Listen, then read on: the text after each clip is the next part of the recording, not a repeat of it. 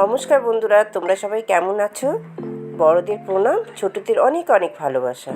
Hotchpotch রান্নাঘরে চটপট আমি আরেকটি রেসিপি নিয়ে চলে এসেছি, তোমরা দেখতে থাকো। আজ বানাবো পোড়া আমের শরবত। দেখো কিভাবে বানাচ্ছি। আমটা প্রথমে আমি চিড়ে নিলাম দেখতে পেলে।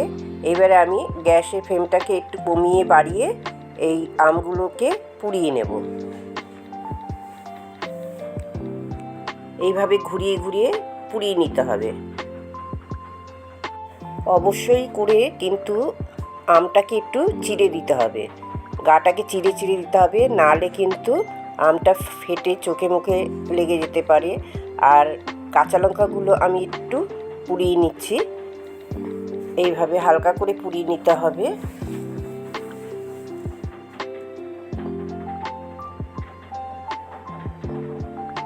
দেখো পোড়ানোটা আমার হয়ে গেছে অনেকটাই। এবারে আমি নামিয়ে নেব। নামিয়ে একটা বাটির মধ্যে জল নিয়ে নিয়েছি, ওতে দিয়ে দিলাম।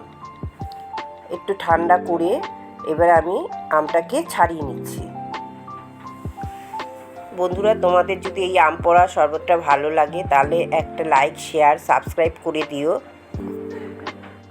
আর কমেন্ট করে জানিও কেমন হয়েছে আমার এই আম পোড়ার রেসিপিটা।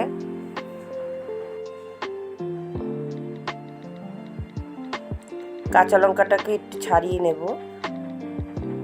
এই যে একটা পোড়া গন্ধ, আম পোড়া, কাঁচা লঙ্কা পোড়া গন্ধটা যে ছাড়বে না, খুব ভালো লাগবে, একটা স্মোকি ফ্লেভার আসবে। দেখো এবার আমি ছুরি দিয়ে গাটাকে কেকে কেকে নিচ্ছি। আমের নরম হয়ে গেছে। তোমরা গ্রেটার দিয়েও গ্রেট করে নিতে পারো, তবে এইভাবে নিলেই অসুবিধা হচ্ছে না, হয়ে যাচ্ছে।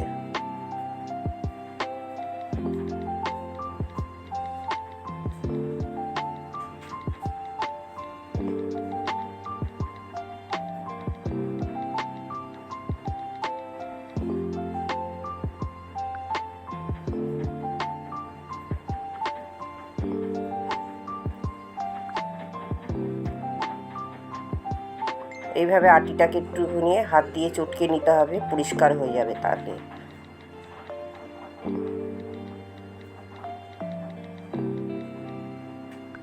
একটু কালোগুলো একটু বাদ দিয়ে দিলাম তুলে।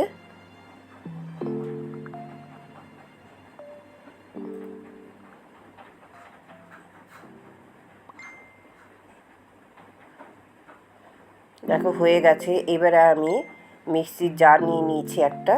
এই জারের মধ্যে আমি আমটা দিয়ে দিলাম। এবার আমি আখের গুড়, এখানে 200 গ্রাম আখের গুড় দিয়ে দিচ্ছি। আর আখের গুড় ভীষণ পেট ঠান্ডা রাখে। আর কিছুটা পুদিনা পাতা, 1 মুঠো পুদিনা পাতা দিয়ে দিলাম। আর জিরের গুঁড়ো দিয়ে দিলাম। দেখো এখানে 1 টেবিল স্পুন, বিট নুন 1 টেবিল স্পুন, আর হাফ টেবিল স্পুন নুন দিয়ে দিলাম। দিয়ে এবারে দেখো গ্রাইন্ডারে পেস্ট করে নিলাম। এখানে নুন, গুড়, বিট নুন, জিরের গুঁড়ো দিয়ে পুদিনা পাতা দিয়ে একবারে পেস্ট করে নিয়েছি। এবার আমি একটা স্ট্রেনারে ছেঁকে নিলাম। এরকমই ঘন আমি রেখে দেব। দেখো এখানে কিছুটা বরফ আমি গ্লাসের মধ্যে দিয়ে দিচ্ছি। যেরকম ঠান্ডা খাবে সেরকমই বরফ দিয়ে দেবে। আর 2 টেবিল স্পুন এখানে আমের পাল্পটা ঢেলে দেবে। একটা গ্লাসের জন্য 2 টেবিল স্পুন। এখানে গুড় দেওয়া আছে, নুন টুন সমস্ত কিছু দেওয়া আছে। যদি তোমাদের নুন কি মিষ্টি একটু লাগে তখন আলাদাভাবে দিয়ে নেবে, নাহলে এখানে 2 টেবিল স্পুন একটা গ্লাসে দিলেই হয়ে যাবে। এবার আমি জল ঢেলে দিলাম। ঢেলে এবারে গুলে নিলাম। এই পাল্পটা করে রেখে দেওয়া যায়, সপ্তাহ 2 রেখে দেওয়া যায়। এই দেখো এবার আমি 2 টেবিল স্পুন দিয়ে জল দিয়ে গুলে নিলাম। আর কিছু দিতে লাগবে না। ওপর থেকে একটু ভাজা মশলা ছড়িয়ে দিলাম, ভাজা জিরে আর কি।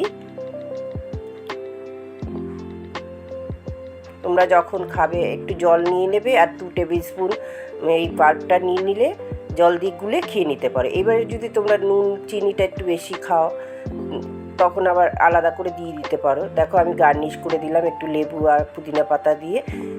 এইভাবে তোমরা গরমের সময় বানিয়ে খেয়ে দেখো।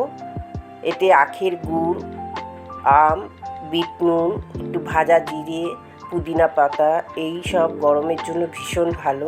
এইভাবে শরবত খেলে দুপুরবেলা যদি খাওয়া যায় 1 গ্লাস করে, লু লাগার ভয় থাকবে না।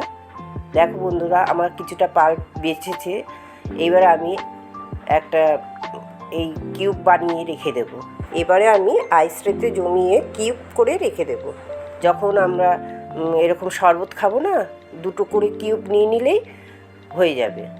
2টো কিউব নিয়ে নাও আর জল ঢেলে দাও, ব্যাস শরবত হয়ে যাবে। এইভাবে করে খাওয়া যাবে। তার জন্য আমি কিউবগুলো বানিয়ে রেখে দিলাম। এইভাবে রাখলে অনেক দিন থাকবে। এইবারে আমি একটা কন্টেনারে, এই দেখো জমে যাওয়ার পরে আমি কন্টেনারে ঢেলে রেখে দেবো। এয়ার টাইট কন্টেনারে করে রাখতে হবে। বন্ধুরা, প্রচণ্ড গরম পড়েছে। তোমরা এই গরমে সবাই সুস্থ থেকো, ভালো থেকো। আর আমার এই ভিডিওটা তোমরা এতটা ধৈর্য ধরে শেষ অবধি দেখো, তার জন্য অনেক ধন্যবাদ।